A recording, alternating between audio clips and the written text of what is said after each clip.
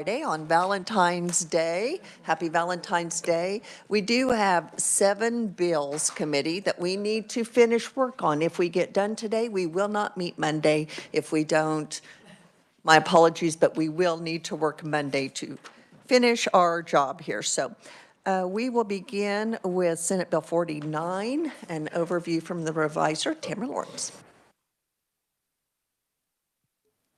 Thank you, Madam Chair. Senate Bill 49 would amend KSA 72-1163 regarding the attendance center needs assessment, receipt of state assessment information by school board members, and allocations and reallocations of money being identified in the school district budget and budget summary. What questions do we have for the reviser? Seeing none, do we have any amendments on Senate Bill 49? Seeing none, I'll entertain a motion. Senator Thomas. Thank you, Madam Chair. I move that this committee pass out Senate Bill 49 favorably. Do we have a second? Seconded by Senator Shane. Discussion on the motion. Senator Argabright. Thank you, Madam Chair. I feel like this is a redundant and duplicate process for our districts, and there is a system in place that I think is adequate. I don't see the need of this bill. Thank you. Any other questions or comments, committee? Senator Petty. Thank you, Madam Chair. I very much agree with my fellow senator. I talked with one of my superintendents today, and that was very much exactly what he said, is that they already have so much in place to, when it comes to their budgets and to how they are formalized. I particularly was, when I looked at on page 2, section C under letter C, about any time that funds are reallocated. I myself have attended some board meetings. I know that they approve the budgets every time they have board meetings. This is definitely redundant about what is already going on. So I think that this bill is absolutely unnecessary. Senator Starnes. Thank you, Madam Chair, and thank you for information.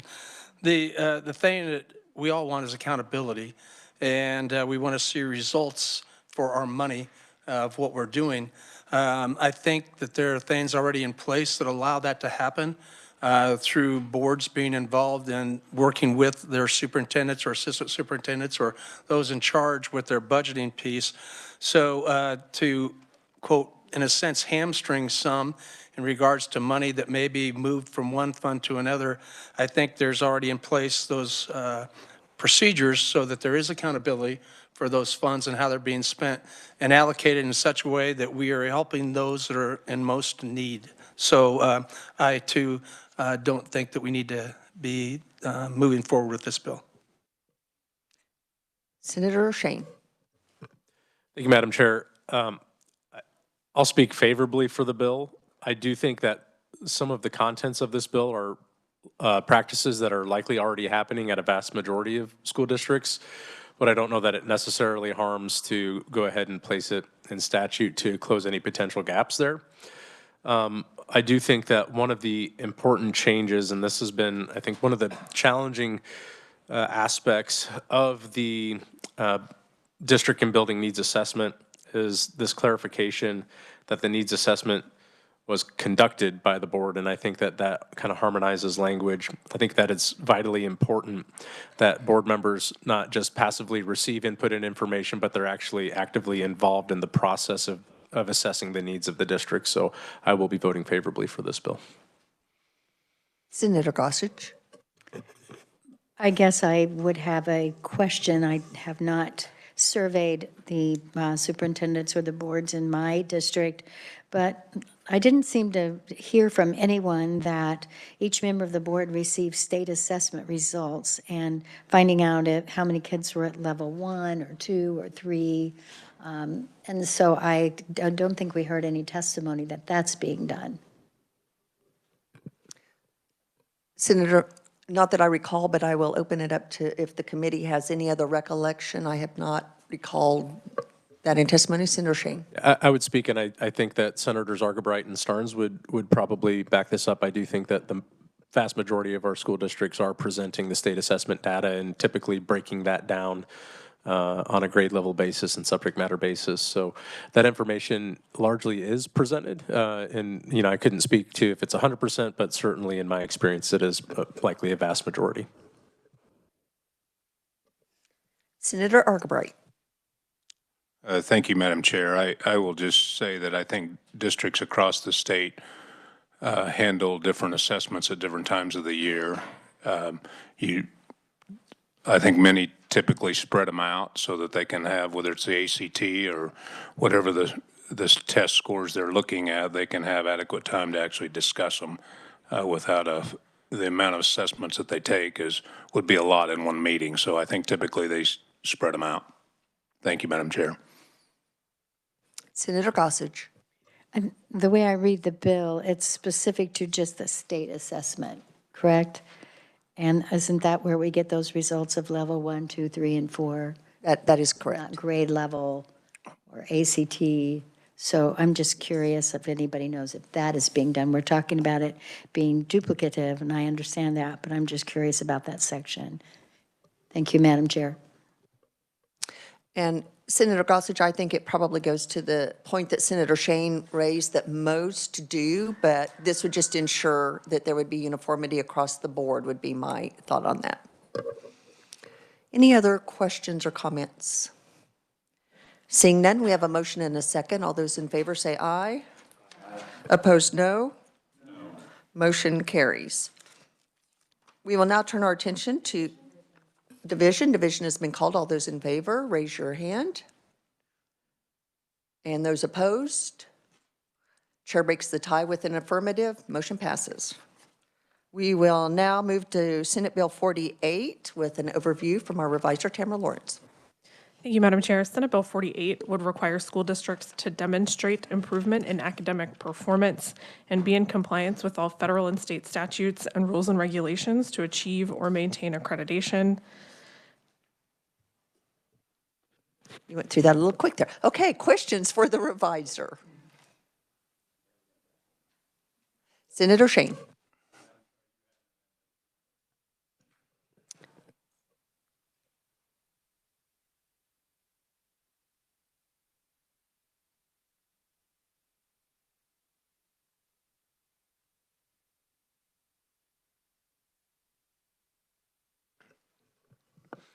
So thank you, Madam Chair. As everybody's receiving their copies, the intent of this particular amendment is, I understand the spirit of the bill, but I felt like it is potentially overly prescriptive, and it would tie accreditation to an existing process and standards as opposed to allowing the State Board of Education to change over time if they wanted to change how assessments are performed or what they would like to measure as academic improvement. So the aim of striking the language in lines 19 through 22 is to make it less prescriptive and less tied to the current method of assessment. And then on page 2, I struck applicable federal law and simply stated or added the statement that the building needs assessment requirement, that for accreditation, that it would be tied to compliance with the building needs assessment requirement provided in KSA 721163 and amendments thereto, at-risk requirements provided in KSA 725151 through 725154 and amendments thereto, and state statutes. So making it more directly tied to our own laws here in Kansas.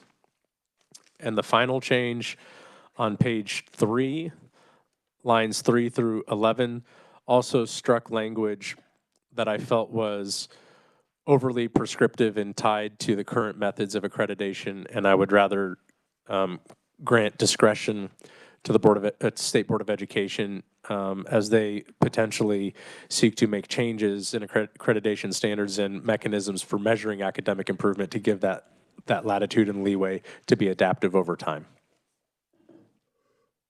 Questions on the amendment? Senator Gossage.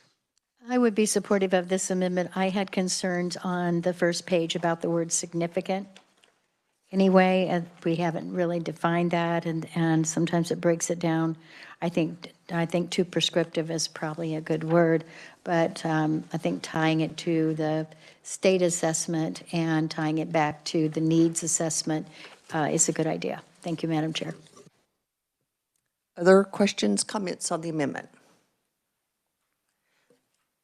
Senator, my only question would be on the page 3 is there's been some issue with not being able to have longitudinal data because about the time we start having that, the test changes and then it resets everything. So do you have any thoughts on how to address that concern? I believe that this is not my bill, but I believe that that was the intent, is just not to change the goalpost in the middle of marching down the field. So do you have any thoughts about how to address that?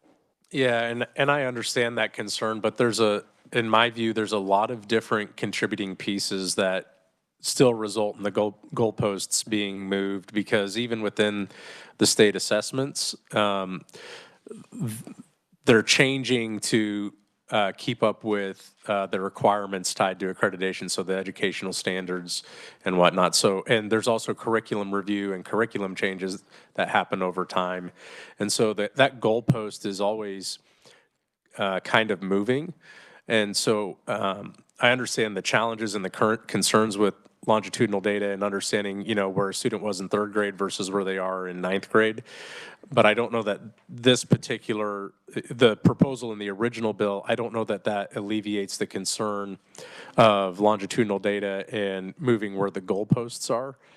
I think it just would force it to be under the current system, and we would still have the same challenges with longitudinal data, if that makes sense. Okay, committee, any other questions or comments? Okay, Senator Gossage. I guess I have a question. It's been a while since I've been in the classroom, but the way the wording is that don't change the English language or mathematics curriculum standards in a manner that would necessitate the development of new statewide assessments. Has that happened in the past that we're aware of? That they have changed the assessment? Mm-hmm. Yes. Oh. Yes. All right, thank you. Yes. Senator Sykes. Thank you. This is a question for Tamara. So this bill, as amended with this amendment on page 2, if Senate Bill 49 goes into law, this is requiring compliance with Senate Bill 49. Tell me how that differs from current law. Sorry. Thank you, Madam Chair. So this bill is explicitly requiring in state statutes that in order to be accredited, school districts would have to comply with state statute. So this particular bill is about their accreditation requirements. So yes, they still would have to comply with the requirements in Senate Bill 49 as well.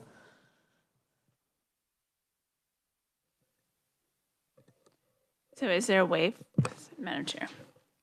So what are the differences in current requirements for accreditation versus if this gets into law? And I guess that would also be if 49 goes into law. Tamara. If I remember correctly, currently under the state board's accreditation system, school districts are required to be in good standing. And the definition of good standing requires them to be in compliance or on their way to being in compliance, something like that, with state and federal law.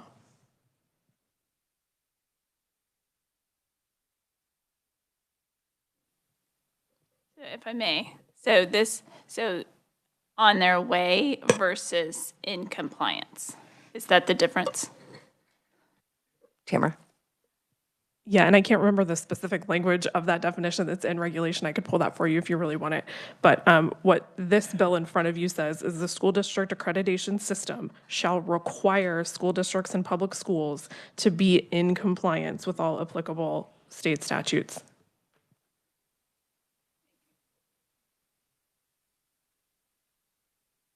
I'm sorry, other questions?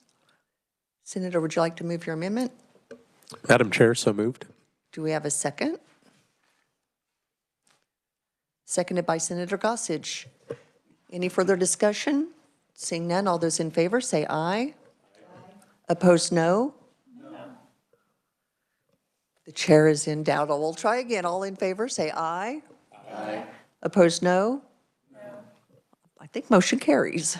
Trying to, division is being called. All those in favor, please raise your hand. Opposed? Motion passes 5-4. Now we are back on the bill. Do we have any other amendments? I'll entertain a motion on the bill. Senator Petty? Okay. Senator Shane? Thank you, Madam Chair. I move that we pass Senate Bill number 48 as amended out of committee favorably. I have a motion. Do I have a second? Seconded by Senator Thomas. Discussion on the motion. Senator Argabright. Thank you, Madam Chair. I do believe this to be a State Board of Education matter with elected officials at the table. I would not argue, and I don't know many educators that would argue the importance of academics being the driver, but there are other pieces to accreditation that play an important role. And I don't want to minimize those efforts either. So I don't think this bill is necessary. Thank you, Madam Chair. Senator Petty, did you have a question? No, I just had a comment. I mentioned earlier, I talked to one of my superintendents today, and again, this is the purview of the State Board of Education with the elected school boards that we have across our state. And I think all of them take their job very seriously and want all of our public students to be successful. One of the things he did reiterate to me is that as the legislature continues to look at being continually scrutinizing and somewhat vindictive to our public education, and particularly the leadership that they have, it's becoming harder and harder to have superintendents. And when I looked at this section of this bill that speaks to asking superintendents to come to the state and to the House of Education, the House Committee in Education and the Senate Committee in Education, and plead their case for why they are not showing measurable evidence of improvement, we will not have superintendents across the state of Kansas, because we will be slandering even more public education. So that's just one more piece of this bill that makes it so hard for those professionals across the state that are doing a good job, and the people that are running for public office on our school board. Any other questions or comments? Seeing none, we have a motion and a second. All those in favor say aye. Aye. Opposed, no? No. Motion carries. Committee, we will now turn our attention to Senate Bill 78. We'll have an overview from our reviser, Tamara Lawrence. Thank you, Madam Chair. Senate Bill 78 would establish a new section of law to require that the governing body of post-secondary educational institutions regularly review and update the institution's policies and practices on accreditation. The bill would prohibit accrediting agencies or associations from compelling a post-secondary educational institution to violate the law. And if an institution is negatively affected, they may bring a civil action and would be required to notify the legislature. Thank you. What questions do we have for the reviser? Seeing none, I do have an amendment.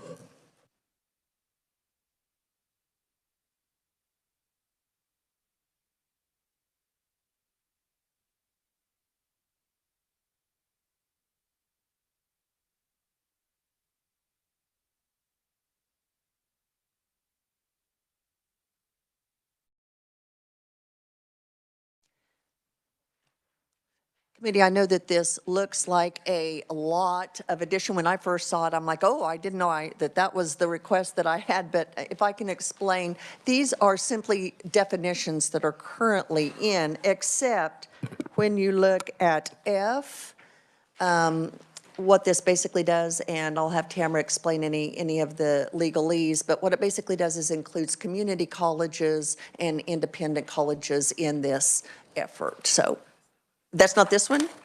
Well, that's the one I wanted. Oops.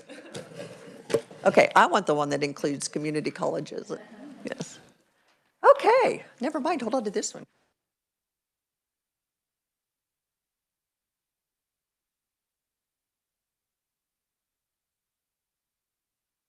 Hold on to that one. Mine is the one that includes community colleges, and thank you. That's the one I want.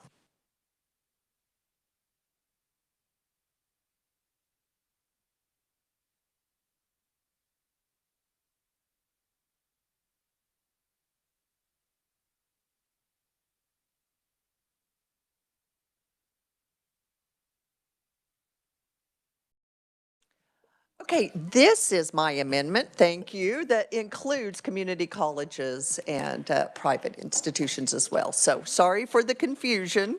Are there any questions on this amendment? Okay, I will move my amendment. Do I have a second? Second from Senator Thomas. Any further discussion? Seeing none, all those in favor say aye. Opposed, no. Motion passes. We are on the bill. Are there any other amendments?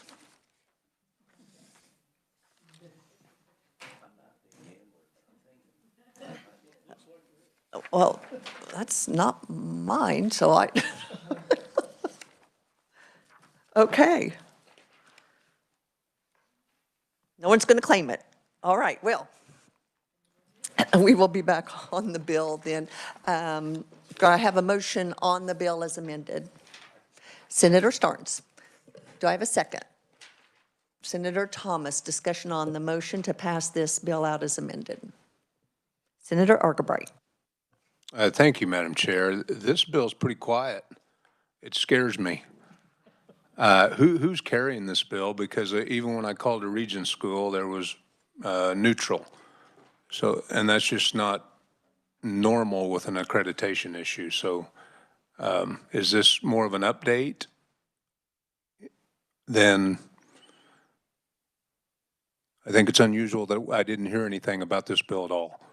And I'm curious if, Madam Chair, if you did, or anyone else.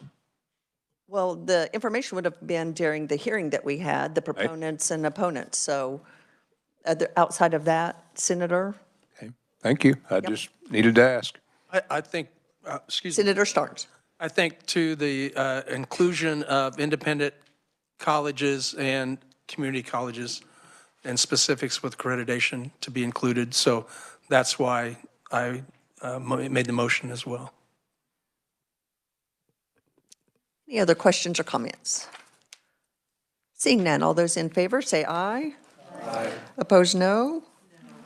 Motion passes. Thank you, committee. We will now turn our attention to Senate Bill 76 with an overview from our reviser, Tamara Lawrence.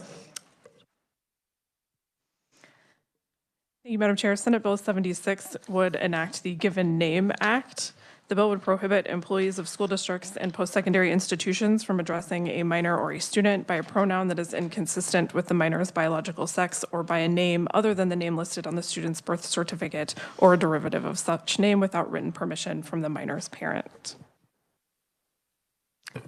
Questions for the reviser committee? Seeing none, are there amendments on this bill? Senator Rose. Tamara, can you pass out the amendment that takes out post-secondary and B?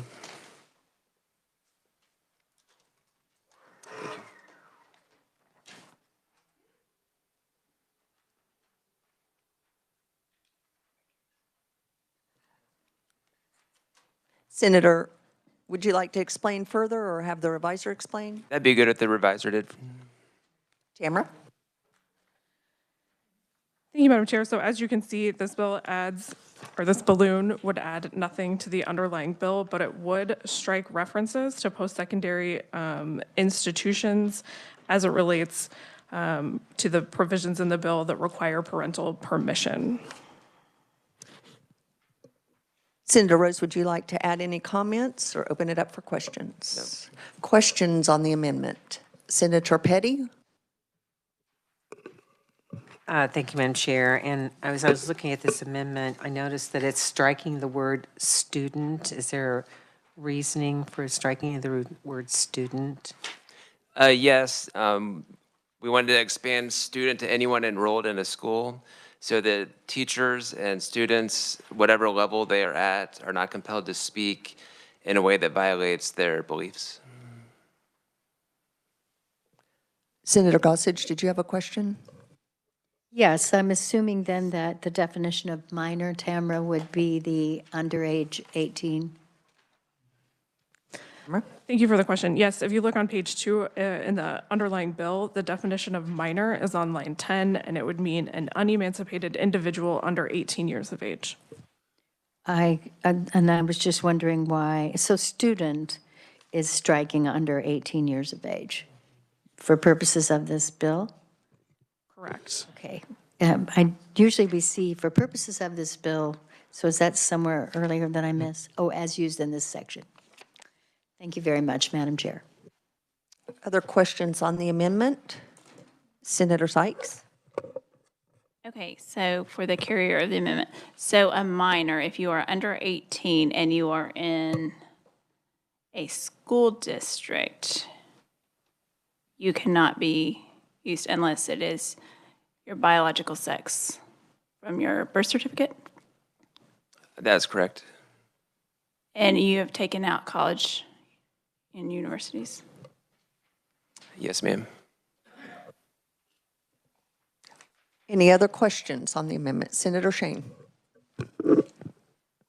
Just for, while we're on this amendment, since post-secondary educational institution is being struck from the first page, on page 2 for the definition of student, should post-secondary educational institution also be struck from that definition for consistency within the bill? Tamara? Thank you. So post-secondary institution is struck from subsection B, but it is not struck from subsection C under this balloon. Oh, okay, thank you. Any other questions? Seeing none, Senator, you may move your amendment. I move my amendment. Do we have a second? Seconded by Senator Shane. All those in favor say aye. Opposed, no. Motion carries. We are back on the bill. Are there other amendments? Seeing none, I'll entertain a motion to pass the amended version. Do I have a motion? Senator Rose. I move that we pass Senate Bill 76 as amended favorably. We have a motion. Do we have a second? Seconded by Senator Gossage.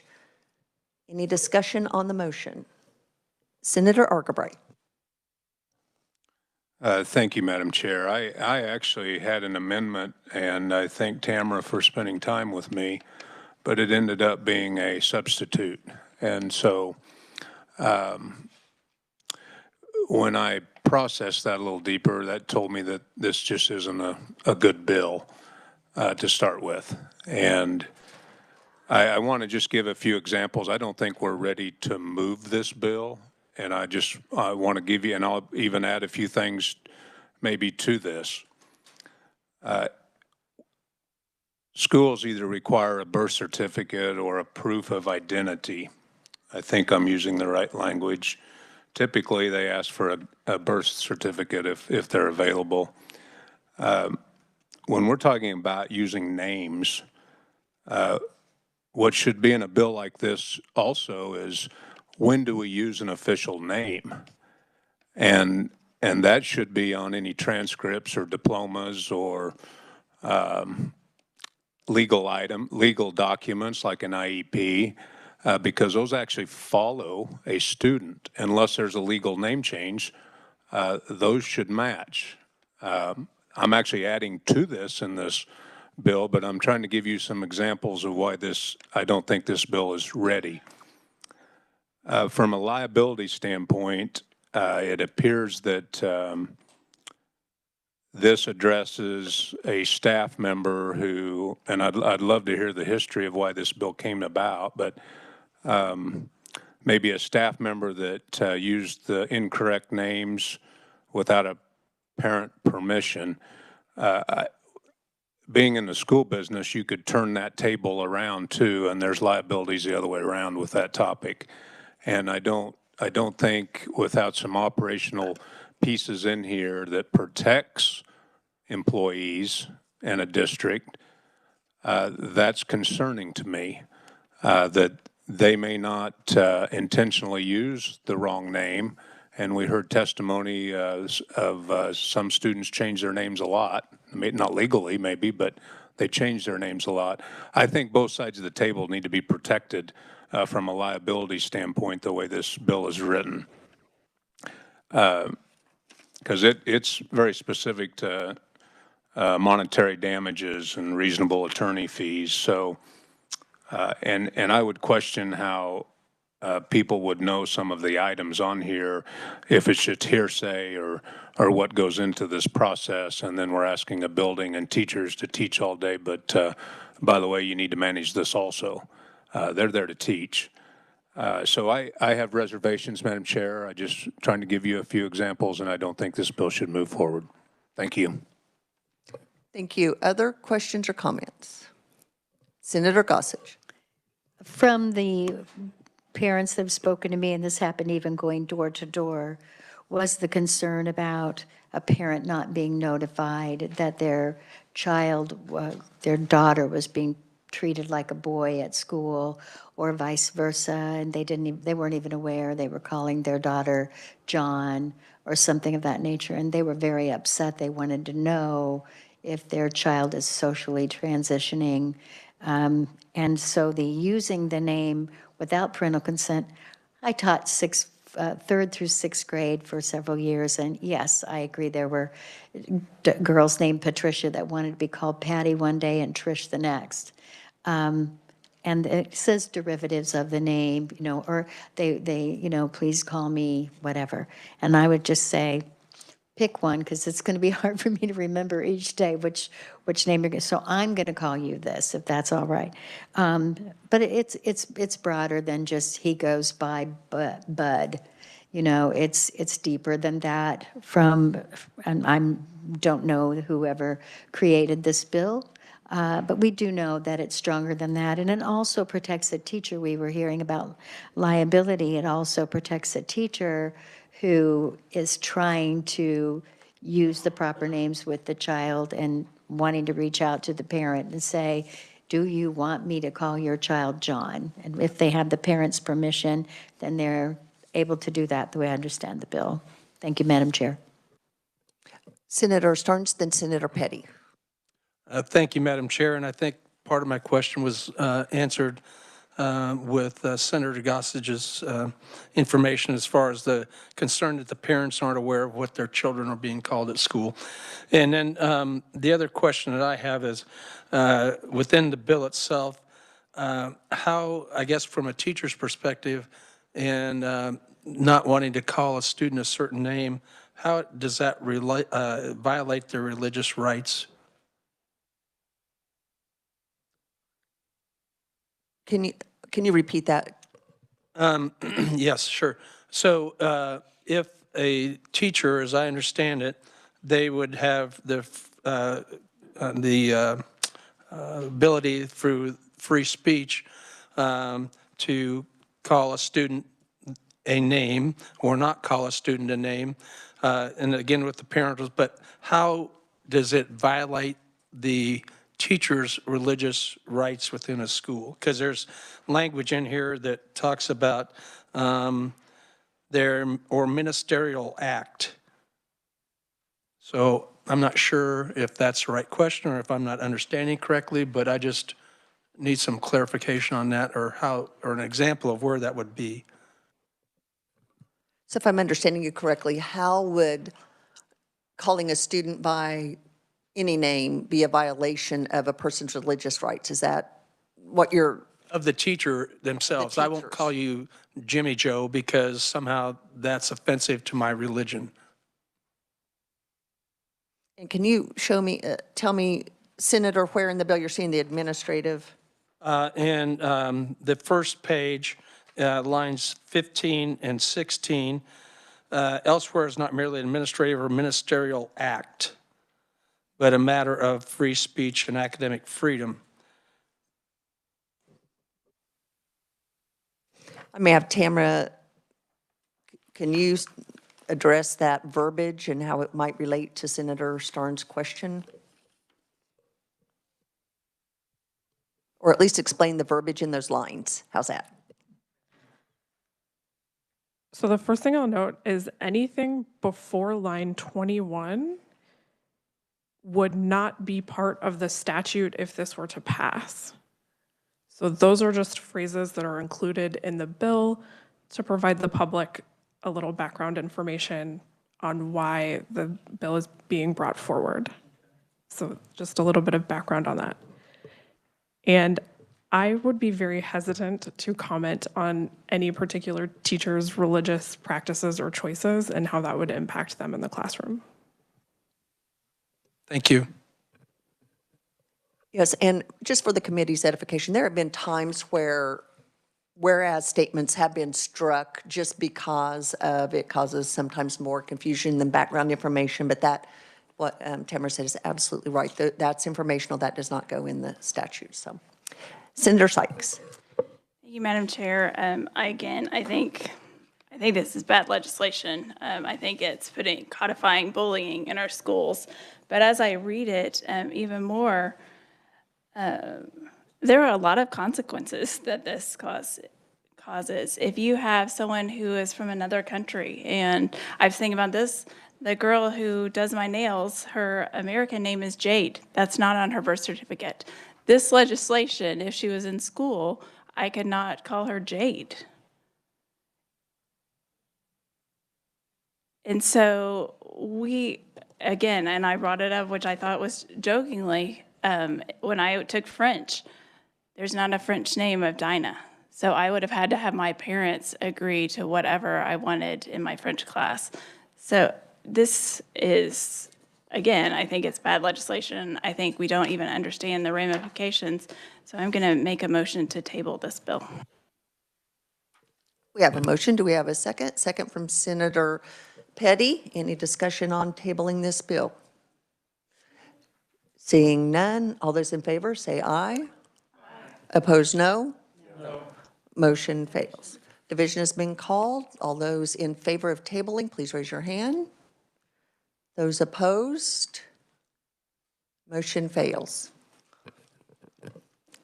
Any other? Senator Thomas. To piggyback on what the senator just said, we took out the post-secondary section, right? Okay, so if someone is in school post-secondary, this bill wouldn't apply to them, correct? That is correct. Thank you, Madam Chair. Senator Murphy. Thank you. In relation to what the senator said, as well as if the parent comes in, to bring the kid into school, beginning of school year, this is Michael, or this is George, or whatever like that, then they can call him that. That's what this is about. I guess I hearken back to the dark ages when I went to school, and it seemed like the adults were running the school, not the kids. Senator Sykes. Thank you, Madam Chair. So if I have a foreign exchange student who is visiting, they're in high school, their birth certificate has a name, in order for me to call them an Americanized name in class, I am going to have to contact their parents in the foreign country in order to be able to call them, if they choose to be Bob in America. That's what this legislation is doing. I could be wrong, correct me, someone who may know, but I believe that the host parents are giving some leeway and responsibility to make some of those. And I want us to keep sight of what this bill does, in my opinion. This is a parental rights bill. This is parents have a right to know what is going on with their children in the school setting or wherever they may be. This does not stop some student from being called by whatever nickname or whatever they want by a teacher as long as the parent gives written consent. It does not stop children on the playground for calling their friend whatever nickname they want. It is simply making sure the parents are aware of what is going on with their children at school, which I think is essential because the parents have the responsibility. They should know what's going on with their children. And as long as they do and give written consent, nothing changes for that student. That to me is what this bill does. It does not exclude someone from being called by a different name. As a principal, we accommodated that all the time, as long as parents are aware. That's what this bill does. So if that's helpful, that's my position, and wanted to make sure that everyone was clear on that. Senator Petty. Thank you, Madam Chair. I do feel that, as has been spoken to earlier, that this is punitive. This legislation has ramifications, and when it says, as it does on page 2, a person who is harmed, it doesn't provide a definition of harmed, what that means. So it could be that I overhear something being said and I feel that I'm harmed, even though it's not said to me, that I then have the right to go to court and bring punitive actions. The thing about names that's so funny is that I taught school, and I taught, this brought up for me, I taught preschool. I had identical twins. I had more than one set of identical twins, but this one year I had identical twin girls. And so to help my assistant and myself remember their names, we had them wear name tags. Well, their mother felt that that was punitive. She felt that that was discriminatory against them, that we were having them wear name tags. So, and so we stopped putting the name tags on the front of their shirts. We started putting the name tags on their back of their shirts. I'm laughing at myself. For the day, and then we would take them off before they went home to help us remember their names. But I'm looking at this and thinking about that situation. And I do think that that could have led to, in this kind of legislation, if I kept calling Michaela by the wrong name, which was her sister's name, Mackenzie, this could be, somebody could say they were being harmed and that could bring action against me. This may sound silly, but this is what I'm saying about this bill. Senator Gossage, did you have it? I just want to add that, you know, in the classroom, I had several foreign students that come. I taught Spanish also as a Spanish minor to some of the students as an alternative for those who didn't take band or choir.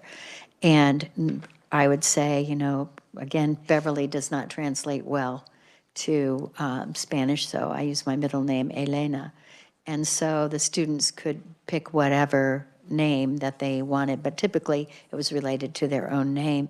But I did have more than once parents who came and said, this is his name, and it happened to be from Norway. This was his Norwegian name. Nobody's going to be able to say that, so at home we just call him this. Do you mind? And like, okay, sure, whatever you think it might be. It's just not a problem if parents know, and I agree with you. It's about parents' rights. Senator Shane. Yeah, I think that one of the things that we have to remember in all this, of course, there's a lot of different perspectives and views on this, but this was brought about because of intentional subversion and removing the parent from very important decisions regarding the life of the child. And that included the social transition of the child without knowledge and consent of the parent. And that is what has thrust this issue into being the topic of discussion today, and that is not unimportant and should not be lost on any of us. And I don't see this bill as, if the parent wants to consent to that and wants to go through that process, then that's that parent's right, but it is not the right of a school administrator or a school counselor or a school teacher to have radical social transition without the involvement of the parent. And that is one of the things that this is really seeking to address. And I think it's important that we remember that. And I think we've given a decent shot at trying to recognize the interests of all parties and protect all parties. And I would also add on top of this, I know there's concerns of the legal ramifications, but necessarily in the court of law, you would need to be able to demonstrate the intent and the harm that was caused. And so there is some protection, and I do think that school districts and educational institutions will have the ability to craft policy to help address this issue for how they handle this and manage this internally. And if anything, this forces them to do so. And I think that's probably a good thing, because then there is a process in place to handle this very complicated topic. Senator Petty. Thank you, Madam Chair. I think my colleague just reiterated, we are creating a problem. We are creating a reason for lawsuits and saying, then that's what force school districts to put in policies. We're still creating a problem. We're still creating a reason for a lawsuit, which is costly. It's costly for the families, it's costly for the school districts, and it's unnecessary. So this is making a bill about names because we're so concerned about gender. And I think this is a step gone too far, and it is making a problem and creating one which, if we want to see change, we don't have to enact legislation for it. I will say there are already a lawsuit that we're all familiar with about a teacher who lost their job because they refused to use the chosen pronoun. So these lawsuits are already happening, and there is confusion around it. I have been out of public education since 2017. I have very personal experience with this issue. I had a student who wanted to transition, and I had staff member after staff member coming to me and saying, I will call the student by whatever name they choose, but I can't in good conscience call them by a pronoun that I don't believe is accurate or true. It is an issue. And this protects teachers. It provides clarity. And so, again, as long as the parent knows and the parent gives permission, that's all this bill does. And I think that helps. I think it helps on all fronts, and I appreciate Senator Shane's comments that boards can provide direction and create policy around this, but this issue is going to happen. Whether we do this or not, there are going to be lawsuits one way or the other, so I don't know that we avoid that either way. So any other discussion or questions? Seeing none, we have a motion and a second. All those in favor say aye. Aye. Opposed, no. Motion carries. Senator Sykes would like to be on as a no. Any other senator? Senator Petty and Senator Argabright. Committee, I am going to throw this out to the committee. We are not going to be able to work the last 3 bills unless you guys wanted to make an attempt and stay a little bit later since we're not on the floor, or we can adjourn and I see consensus. Let's try to get the last 3, then we do not have to meet Monday. Is that acceptable? Okay, we'll try to power through these last 3 and get done. Okay. We will now turn our attention to Senate Bill 47, an overview from our advisor, Tamara Lawrence.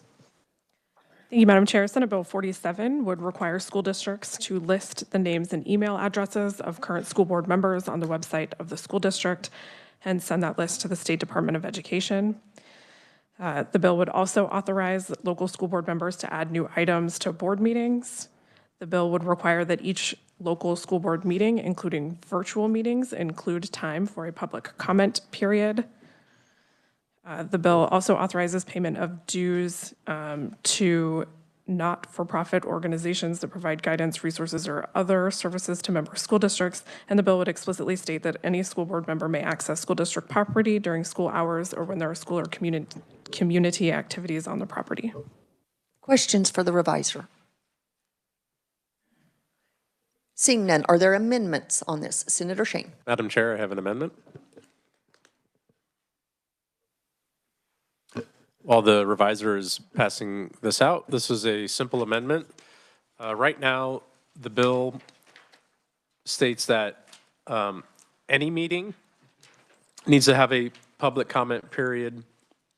This amendment would change that so that it would be regularly scheduled meetings and meetings for the purpose of budget hearings and revenue neutral rate hearings. So it would take out, and I think I spoke to this or at least inquired about this a little bit in the hearing, where there are potentially meetings where there would really be no reason to have to force in a public comment, but I do think it's appropriate to require it in the regularly scheduled meeting, but not necessarily special or emergency meetings.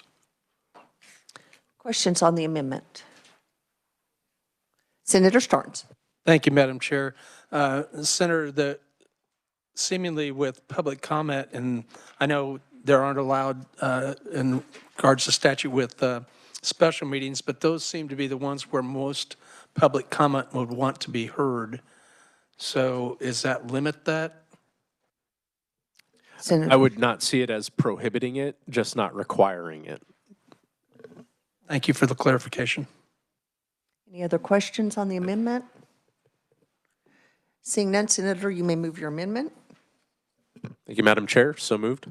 Do we have a second? Seconded by Senator Gossage. Discussion. We have a motion and a second. All those in favor say aye. Opposed, no. Motion carries. Are there any other amendments?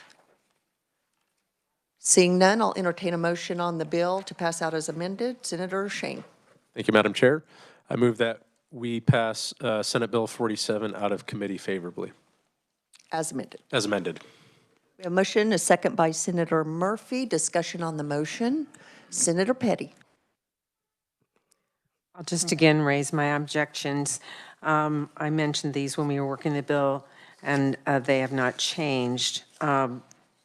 One, as I said earlier, I spoke with the superintendent, and he just referred that we should all look at a YouTube from February the 10th, 2025, of the Lawrence School Board meeting as to what kind of disruption can occur, and we are not, this is then saying that if that disruption occurs, that it needs to be allowed to proceed.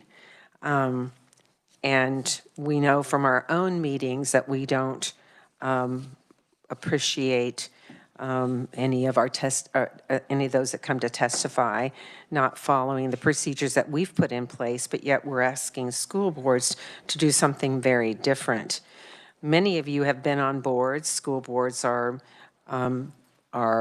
city councils or county commissions, and having a public comment is one thing, but having a back and forth dialogue moves it totally from having an agenda. Just like today, we have an agenda for our meeting, and we aren't taking any public comment from those here. I would have to ask the chair if I wanted to ask somebody in the audience to make a comment, and she would have decision is that to happen or not. This would not be the case.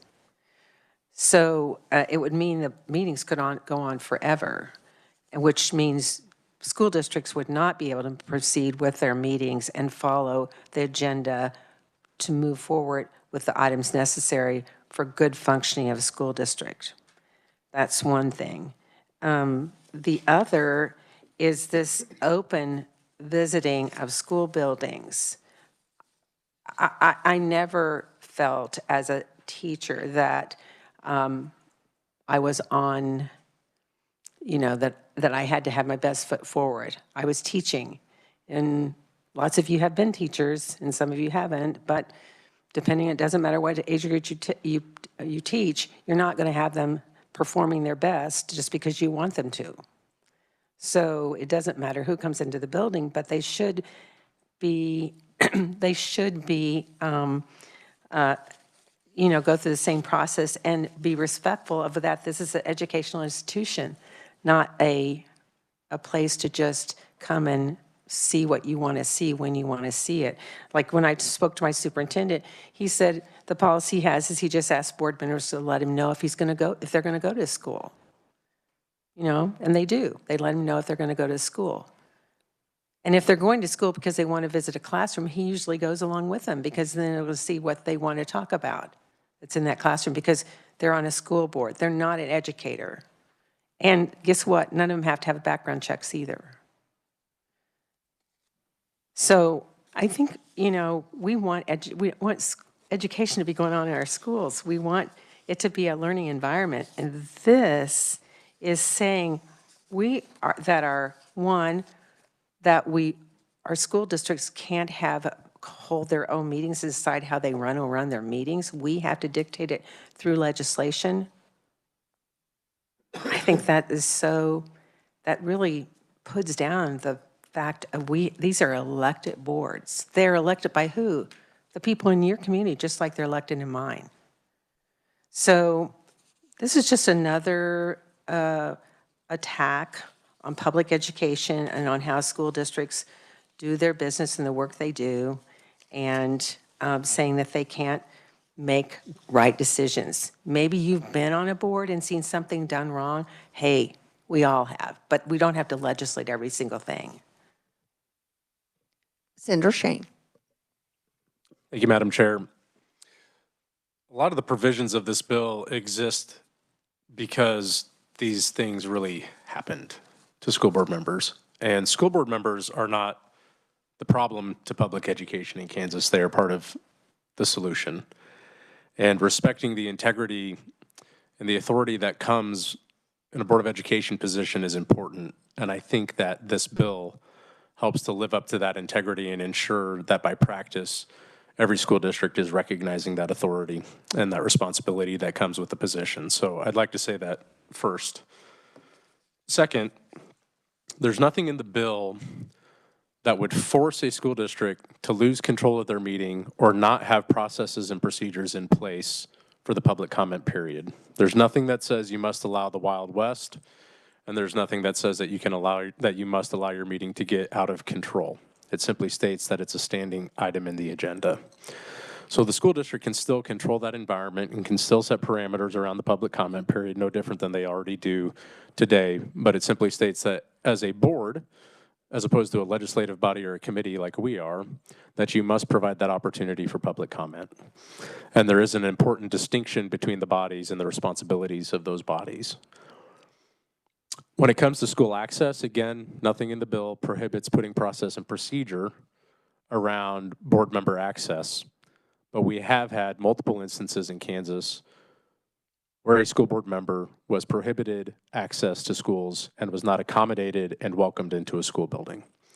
That should never happen. So it's an unfortunate case that we do have to have legislation in place to ensure that all of our schools are always doing the right things in these regards. And this is responsive to real world experiences of board members in Kansas.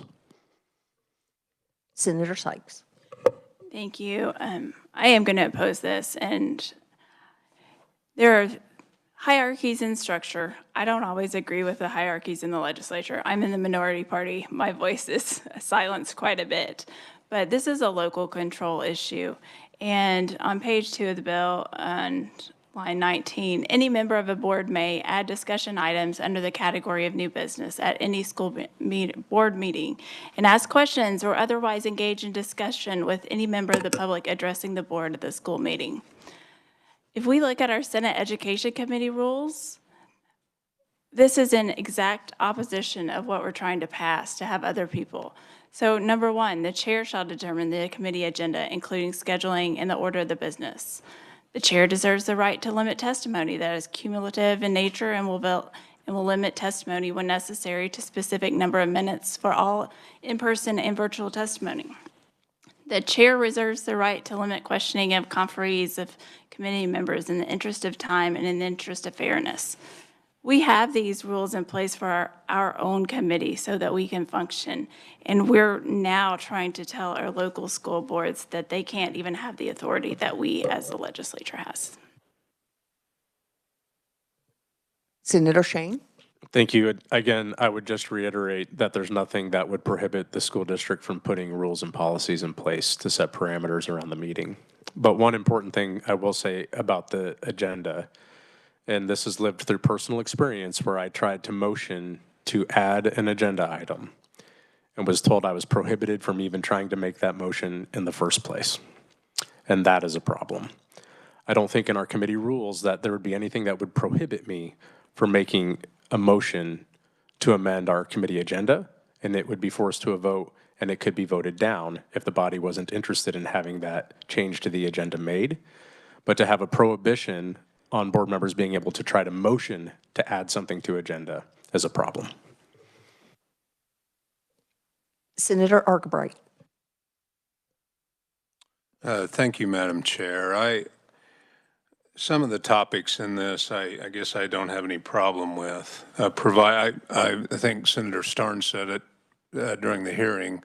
Some of these things I thought were already being done, and I think they are in most districts, providing email of board members. That's not a problem with me. Providing one public comment a month, I think, is reasonable. Some districts have weekly board meetings, some have biweekly, and some have monthly. So I think that's reasonable. I do believe this is a local control issue completely, and we're talking about the people that all of you have elected, whether you like them or not. You elected them, and they should be empowered to do their job. And I do think we're stepping out of bounds, and I am concerned about decorum just by reading the bill. And I do agree that we don't follow that. We would not follow that practice here, and I don't think we should. I like the decorum that our Senate carries out, and I appreciate and respect that. I do believe this is a local control. I do agree with some of the things in the bill, but I am concerned that we are electing people and not letting them do their job. Thank you, Madam Chair. Other comments? Senator Gossage. I agree that very cognizant of local control, and yes, those board members were elected. And I always lean in that direction. I will tell the board that, or the members, I received a call and they told me they reached out to perhaps the chair of the committee as well. This is a member of the Board of Education. This is our state board that was also elected. They were trying to help somebody who had called them about a concern that they had, and they reached out and said, just get the email, of somebody on the board perhaps, or a phone number. And they're like, they won't give them out to us. And she said, I was shocked. I'm like, what? I too thought that everybody had access to at least an email or a phone number of your school board. And so this member of the Board of Education said, I agree with Senate Bill 47. I didn't think I would ever say that, but vast majority do. It's trying to get the players that are not engaging the public, not allowing for comment, not making the phone numbers and the email addresses available. And, we do that. In fact, we encourage the public to call our office, to email us, and each member on this body is allowed to ask questions of those that come to be conferees. And I first didn't realize that, but in B on the second page, ask questions or otherwise engage in discussion with any member of the public addressing. So that's assuming they've already been given permission to address the board at a school board meeting, and it's allowing the members to ask questions of or discuss. So even though I'm normally a local control person, as was stated before, we believe that the majority of the school boards are already doing this. It's just saying to those who are not, allowing that to their local members that they need to do this. Thank you, Madam Chair. Senator Starnes. Thank you, and I agree too. Portions of this, I agree, need to happen, and concerned with the situations of not being allowed to have public comment, but within our board meetings, we always allowed that to happen. One of the things too, to help us in the organizational piece, and I understand what Senator Shane is saying, that local school boards could do this, is the idea that there is a chain of command. Because if there's a question that involves a teacher at a public meeting, and to then address and add on to the agenda that they want to fire that teacher, they've not gone through any sense of the procedures and correct steps to ensure or each person's responsibilities and rights. So what we always try to do is we would ask that when they contact a board member, the board member asks the question, have they gone through the chain of command? 90% of the time they don't. It's an issue with the teacher, well, talk to the teacher. And let's start the conversation. If you don't get the question that you would like, then move up the chain to your principal. Then go through their superintendent and then through the board. But the situation would be too that within an open meeting such as that, we wouldn't have an opportunity to say certain things with personnel. And not the idea that, quote, we're hiding something, but we legally cannot. And so I think within this, I agree. I think all the board members should have their information listed. I think that there should be allowed public comment. And the other thing, as far as sense of time and not getting into the Wild West show, as you referenced, the sense of the fact that designated spokesperson, and that spokesperson can then have the 2 minutes or whatever you allot as a board to be able to discuss it, because otherwise, much to Senator Petty's comment, then when are we getting onto the agenda and getting things done? So I'm torn with all that, is what I'm getting at, I guess, but just ensuring that we go through a chain of command.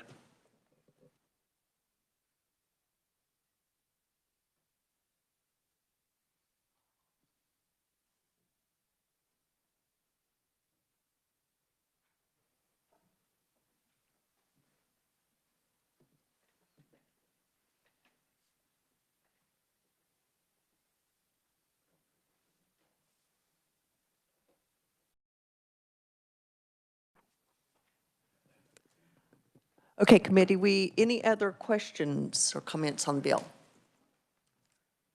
We have a motion and a second. All those in favor say aye. Aye. Opposed, no? No. Motion carries. We will now turn our attention to Senate Bill 45 with an overview from our revisor, Cameron Lawrence.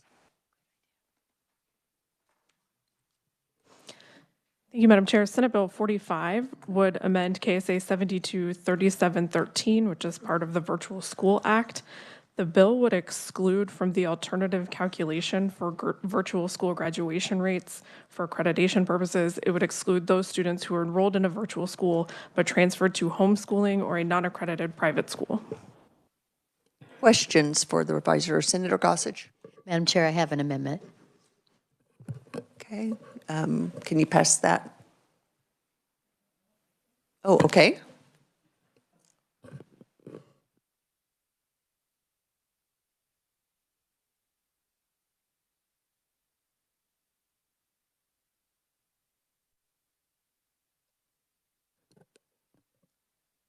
I believe that is on the Senate Bill 114, Senator.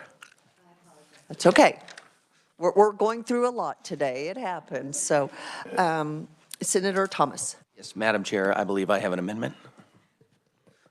I'll let Tamara tell me if that's true or not.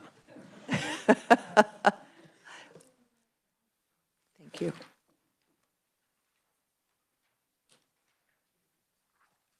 And Senator, do you wish to explain or have Tamara? Tamara's much better at it than I am, so I'll turn to Tamara. Thank you. So during the hearing on this, there was some discussion of how the graduation rate is calculated for brick and mortar schools. There is not a state statute that addresses that.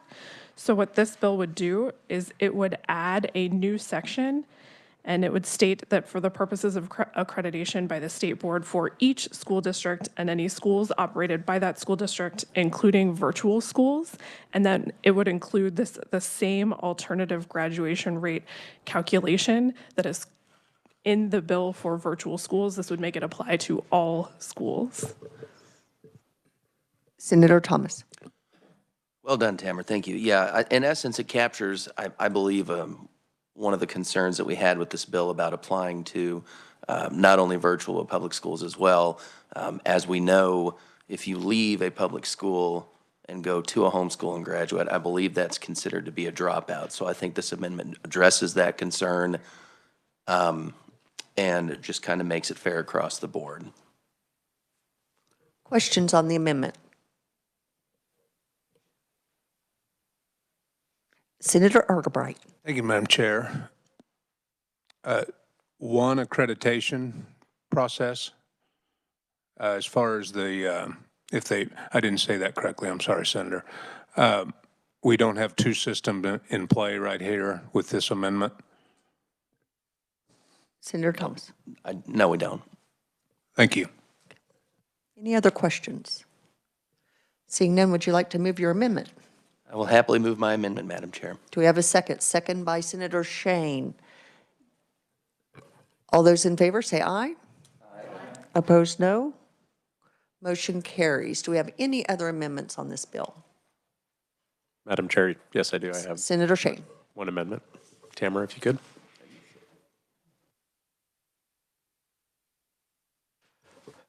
While that's being handed out, the bill would simply, on page 1, line 20 of the original bill, so not as the amended bill, would simply strike homeschooling or.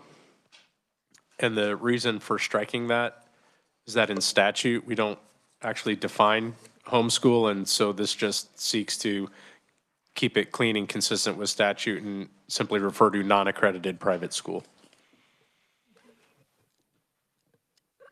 Tamara.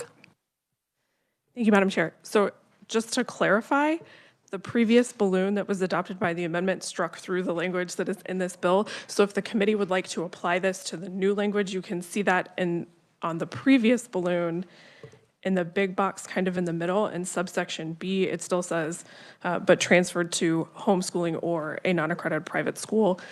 So if the senator would like to move forward with amending that piece. Yes, please. Did everyone follow that because of the previous amendment? Okay. All right, very good. Thank you for that, Tamara. Any other questions on this amendment? Senator Thomas. I just want to make sure to clarify, is homeschool already considered a non-accredited private school? Okay. Yes. So essentially, we're just taking out the duplicate defining of non-accredited private. Correct. Thank you. Any other questions? Senator, would you like to move your amendment? So moved. We have a motion. Do we have a second? Seconded by Senator Murphy. All those in favor say aye. Aye. Opposed, no. Motion carries. Are there any other amendments on this bill? Seeing none, I'll entertain a motion on the bill. Senator Thomas. Madam Chair, I move the committee pass out Senate Bill 45 favorably as amended. Do we have a second? Seconded by Senator Shane. Any discussion on the motion?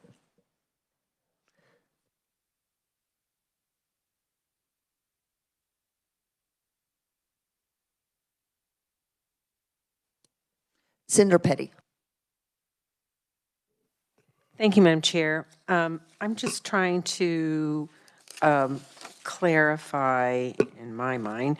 So is with the amendment that has now been added, which the balloon, which the balloon that's now been amended, is number 2 still needed? Tamara?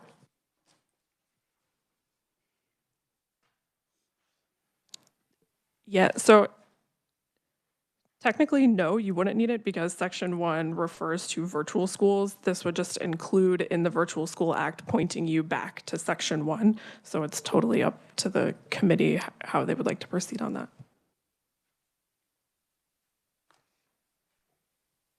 Madam Chair. Senator Petty? I don't know how to do this. So can I make a substitute to our bill to remove lines 22 to 25? Tamara? Just to clarify, I think you would want to remove the entirety of Section 1 as it is in the underlying bill. So the bill would essentially just be the new Section 1 part of the balloon. So then maybe we do need to make this a substitute for Senate bill. And then, is everyone following what Senator Petty is saying? Strike out the existing, put the new Section 1 in, and make a substitute. I'll make a motion that we, this a substitute bill for Senate Bill 45, which would include the new Section 1 in the amendment with the words homeschooling struck. Thank you for that. Is everyone following what we're doing? Okay, so we have a motion. Do we have a second? Seconded by Senator Thomas. Discussion on the substitute motion. Seeing none, all in favor, say aye. Opposed, no. Motion carries. Thank you, Senator Petty, for wordsmithing that for us. Okay, committee, we are down to. Oh, yes, I'm sorry, we did. We have done a lot of motions and amending today. I am so sorry. So we do need a motion to pass out the substitute bill. Senator Thomas. Risk of motion sickness, I move that we pass out substitute for Senate Bill 45 out of committee favorably, as amended. Do we have a second? Seconded by Senator Gossage. Any discussion on that motion? Seeing none. All in favor say aye. Aye. Opposed, no. Motion carries. Now we are on our last bill committee, Senate Bill 114. We'll start with an overview from our reviser, Tamara Lawrence. Thank you, Madam Chair. So current law allows students who are enrolled in a virtual or non-public school to participate in ksha-regulated activities that are offered by the school district where the student resides. Senate Bill 114 would authorize those same students to participate in ancillary activities, events, and programs associated with the ksha-regulated activity that the student is participating in. Questions for the reviser? Do we have any amendments? Senator Gossage.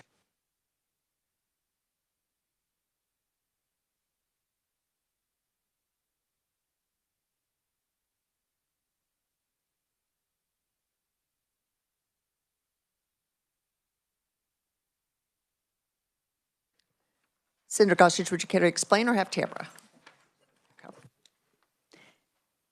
This is a bit of a one-off in that the Kansas Academy of Mathematics and Science is partnered with the Fort Hays State University. It's for juniors and seniors, students who take college-level courses while completing their high school diploma. Some of them live on campus for a few days a week in Fort Hays.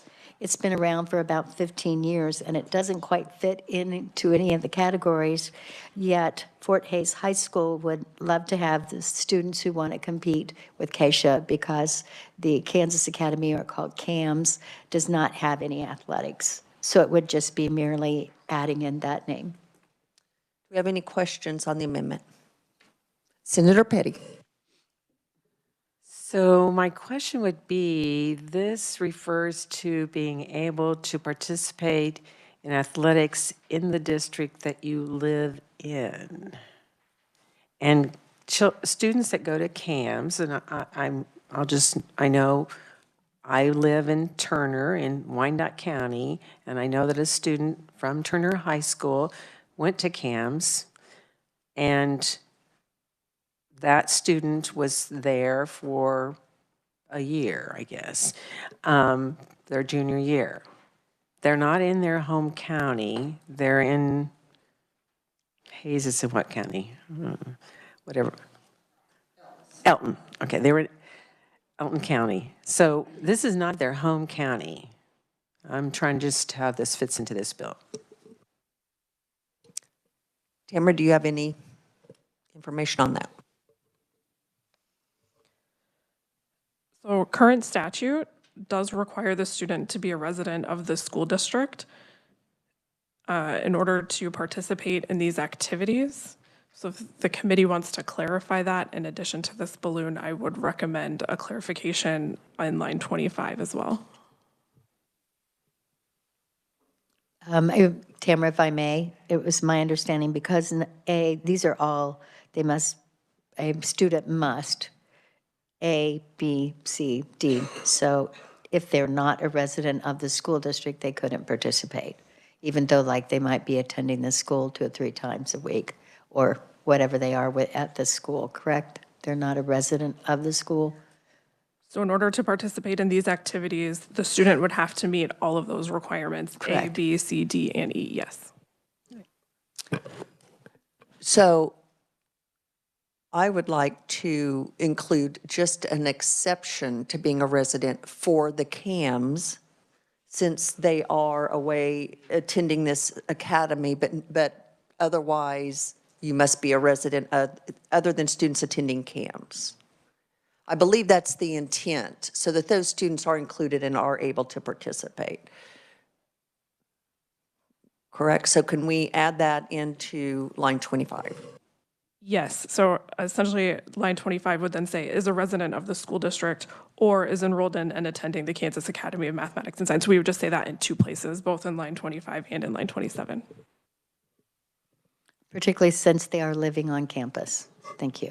Okay, is everyone clear on adding that in line 25 as well? Okay. Any other questions? That was a good question, Senator Petty. Any other questions on the amendment? Seeing none, Senator, you may move your amendment. Madam Chair, I move my amendment. Do we have a second? Seconded by Senator Murphy. All those in favor say aye. Aye. Opposed, no. Motion carries. Are there any other amendments? Senator Petty. Madam Chair, I have an amendment.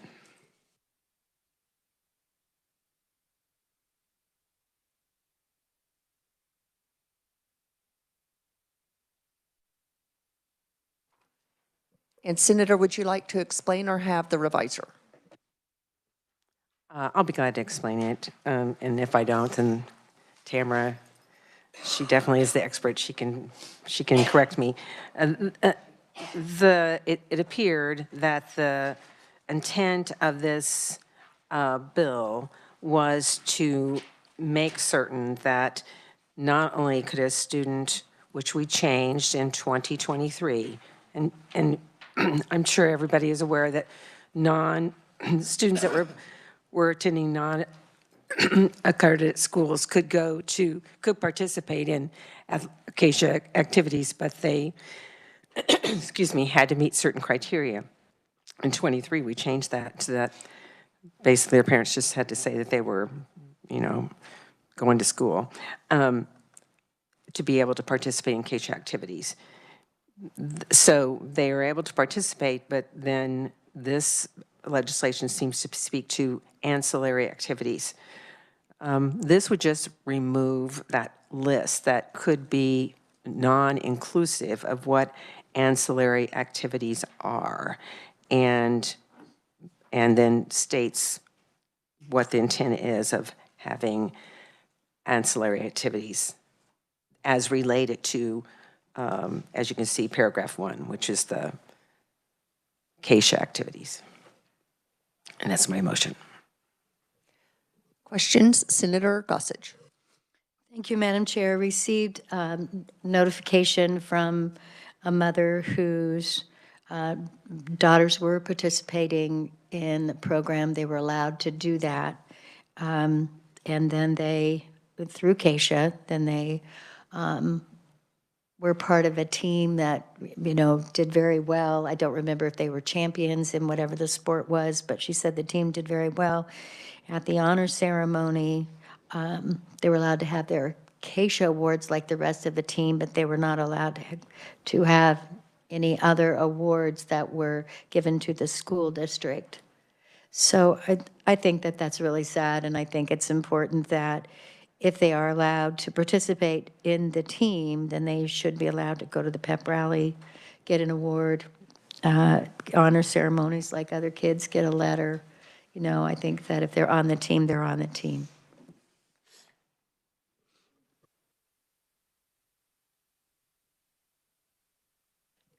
Senator Murphy. Thank you, Madam Chair. Yeah, that was the whole intent of this bill in the first place, and it does say that these activities include but are not limited to.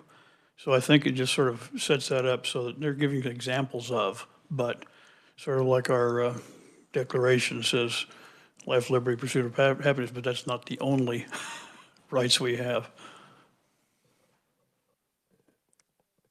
Other questions on the amendment? Senator Petty. Well, I'm not sure about Senator Gossage's situation, but so I'm going to make an assumption here. I'm not a superintendent or a principal, but a non-public school student who's participating in Keisha activities with a team, and they take first or whatever, and they receive an award through Keisha, doesn't necessarily mean they receive an award through their school, to that school district. So that could very well continue because they're not a student in the public school. So the public school could have other things. And one of my concerns with this list of one not being inclusive, but anyway, and then also saying any such activity, these families are making choices about the fact that they want their child to be educated in a non-public setting. So I don't quite follow how, if you say, I'm like, this has a yearbook. I'm not sure saying yearbook in here, how that fits. I mean, Keisha isn't a yearbook activity. So does that mean they have to then be allowed to be on the yearbook staff? Ancillary activities that go along with the sports is one thing, but everything else becomes school activities, and these are families that have said they have made choices that they want to be schooled in a non-public setting. So that's why I offered my amendment. I think it allows, it fits to have the ancillary activities that are the award ceremonies, but it doesn't necessarily open up the school to any time that you might consider it an ancillary activity just because school's going on and you're participating in Keisha activities. So I move. That's what the amendment has to do with. So Senator Petty, I just have a question based on what you just said. So, because I think what I'm hearing you say is a student who's participating, let's just say in volleyball, because they're not a public school student, does not have the right to participate in district level activities associated with that sport that any other student would be able to because of their enrollment status. Is that what I'm understanding? Well, right now, they're allowed to participate in the volleyball practices, anything that has to do with the volleyball team. And this legislation, this proposed legislation, was addressing ancillary activities because I don't know how many situations, whether it's one situation or whether it's two situations or whether it's 10 situations, but let's say it's only one, because we all heard from one family, did not get to go to award ceremony. That was voted on by a school board. We don't know all the situationals, why that happened, but if the ancillary activities are award ceremony, then that's one thing. But if there's a yearbook signing going on and I participate in a volleyball and a picture of the volleyball team is in the yearbook, does that mean that I get to go to the yearbook signing party at the school? Correct me if I'm wrong, but I believe that the ancillary activities is related specifically to the activity the student is participating in, and they must be included in the same manner as any other student participating in that activity. Is that correct, Tamara? That's my understanding. So current law allows the student to participate in the activity, that is paragraph 1 in subsection A, and this bill would add paragraph 2, which says participation in those activities includes participation in ancillary activities, events, and programs that is associated with the paragraph 1 activity. Right, so basically, if a student is participating in a KSHA activity, they should have the same requirements, they have to pay the same fees as any other students, they have to meet all those requirements. They should be allowed to participate in any activity related to that sport or whatever they're participating in without discrimination. That's what I think this bill does. Senator Petty. Definitely, I understand what this bill does, but that's why my amendment removes a list that seems to make it, I think, and that's why I'm saying the ancillary list, it says, but not limited to, and it goes on and on and on. And just now, I said yearbook, and you said something else. That becomes now a point of contention. If I say, oh, is it a yearbook, this is a yearbook signing party, your picture's in the yearbook because you played volleyball, but the yearbook is not volleyball, does that then become an ancillary activity? I mean, we now just got a little back and forth back here about the yearbook. So I'm saying this little list here makes it, and I think, makes anything an ancillary activity, whereas if we're talking about events that are specifically related to the KSHA activity, a school board can, I mean, if that came down to and we have superintendent here, we have have that understanding better than I do, that would become a school board decision about whether that was an ancillary activity. We might, none of us debate the fact that what we heard from the family that testified that the award ceremony definitely would be an ancillary activity, but we've got a whole bunch of things listed here that might not be an ancillary activity with a KSHA activity. But it would mean students that are choosing not to go to public school can say that they should be in the building because there's a yearbook signing party. Is that true? I don't know. If it is part of that activity that student participated in, yes. If the volleyball team is having a signing party, yes. If the volleyball team has a picture that's in the yearbook, that student, homeschool or private, should be able to have their picture taken with the volleyball team, just like any other team member. But see, I don't know whether yearbook means yearbook's picture or whether it means yearbook signing party. If it's related to if it's a team or group activity that student is a part of, that student gets to participate. And I don't quite understand, I really don't, why a school district would want to discriminate against a student who met all the requirements, why they would want to exclude a student in the manner that was done, but it happened. I don't know how often. And I think it's sad that we have to tell a district not to discriminate against a student based on their enrollment status, but we are. Because we've heard firsthand how that happened. And that student cannot go back and recapture what was taken away from them. So, Senator Shane. Thank you, Madam Chair. You kind of hit on, I think, what some of the points that I was going to make, but I would simply state that I think that this list helps represent legislative intent and helps make clear what we're trying to accomplish here, so I would oppose the amendment. Any other questions on the amendment? Senator, you may move your amendment.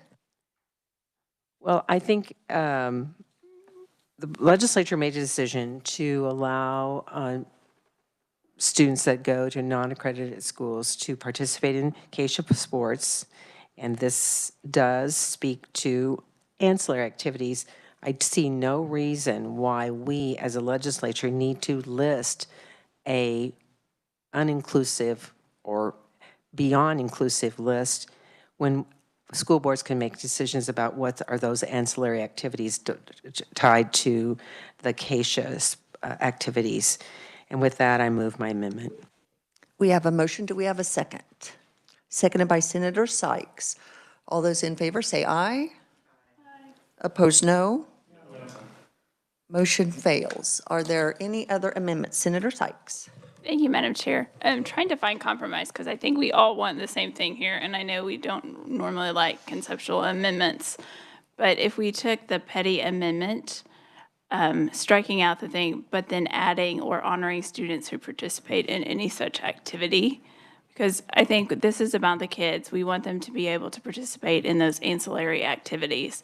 I do think there is some concern, but we're saying just an ancillary activity that is described by Section 1 or honoring those students who participated in that activity.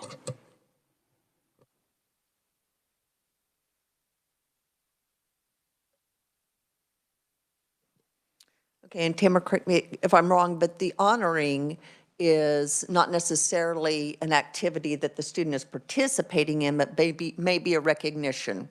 If they go to state and there's a parade or something, that would be an activity, but any kind of honor? I don't know, honor and activity. So Tamara, can you maybe clarify the difference between the ancillary activity and honoring?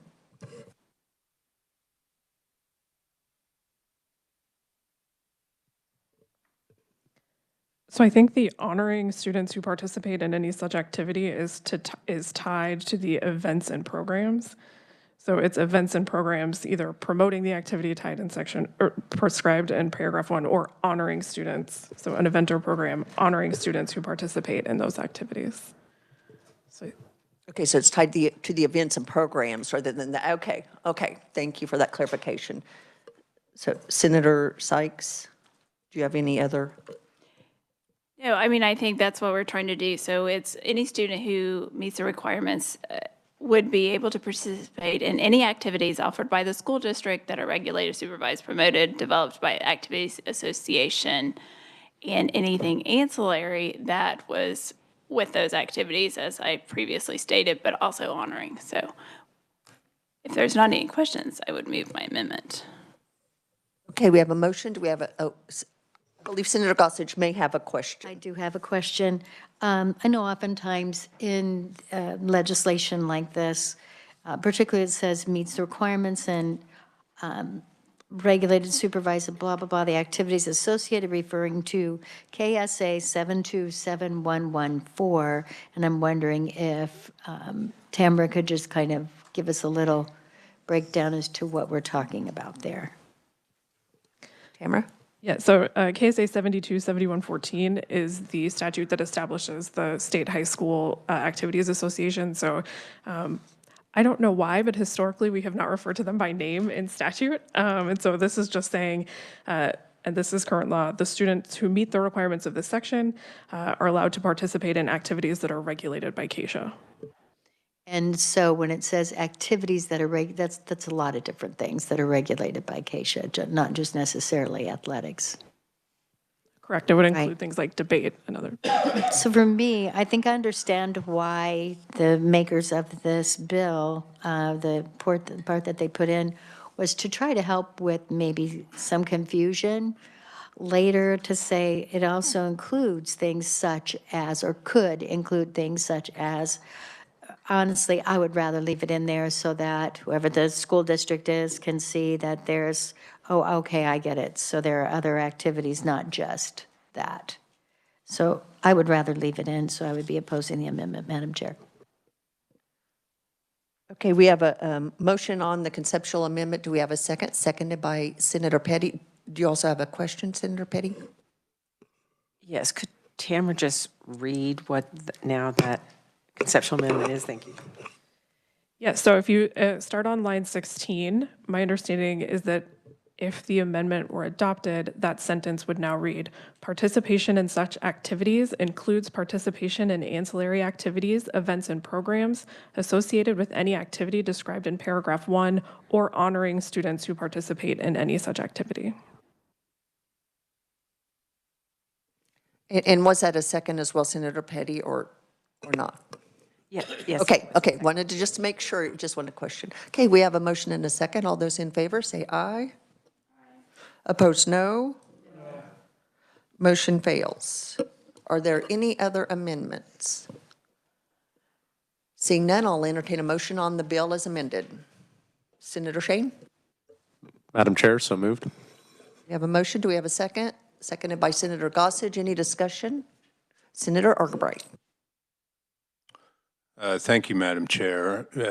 Based on the testimony that was brought to us, and we heard one side of that, so I'm not going to judge that, but it's appeared to me evident that Keisha, Mr. Falfick, was unaware of this and said he would address this. I don't know that we need more statute language. We talked about the chain of command earlier, chain of communication, and it's regardless of what we pass, if we don't let that happen, that's a problem. And I'm just saying I don't think this legislation is necessary, and we didn't allow the process to even go through, and I think that's wrong. So on a good note, and Lord knows we need a good note, it's nice to hear that our private and homeschool kids are having some good experiences in our public schools. Thank you, Madam Chair. Any other questions or comments? Seeing none, we have a motion and a second. All those in favor say aye. Opposed, no. Motion passes. Committee, that is our work for today. I want to thank everyone. I know we have differences of opinions, and everyone, I appreciate your respectful dialogue and debate on these important bills.